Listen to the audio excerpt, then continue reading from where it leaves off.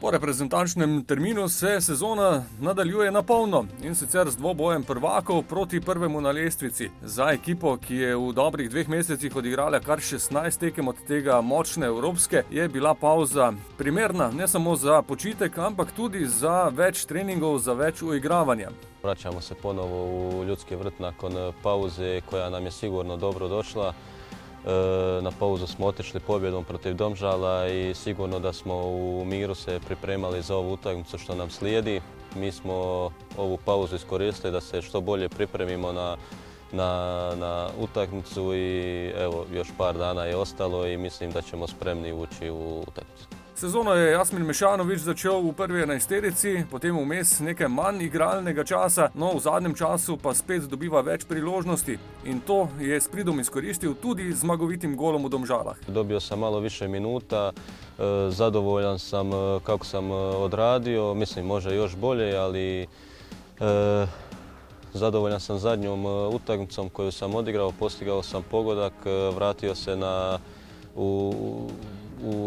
u formu strijelaca, tako da mislim trebam nastaviti igrati što bolje i ekipa će jednostavno, ako svi igramo dobro, bilježiti bolje rezultate. Samozavest ne samo napadalcev, ampak tudi preostalih članov ekipe je visoka. Na zadnje 2 zaporedni zmagi to omogočata in seveda razmislek o tem, da je treba nadaljevati serijo.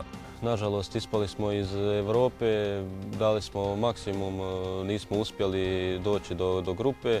Sad nam slijedi ponovo taj ritam, mislim da smo naviknuti na to i da nam to nije ništa novo. Taj ritam pokazali smo da nam odgovara i mislim da ćemo taj ciklus odraditi dobro. Prva priložnost že to soboto v Ljudskem vrtu 15:8, ko gre za derbi kroga med prvaki in vodilnim moštvom lige Aluminijem, ki pa tudi za Mešanovića ni presenečenje. Naš cilj je da što bolje odradimo ovaj ciklus, da uzmemo što više bodova i da pokušamo da se vratimo na prvu poziciju gdje i zaslužujemo da budemo. Mislim da smo po kvaliteti trenutno najbolji i da ćemo to pokazati u ovim utakmicama.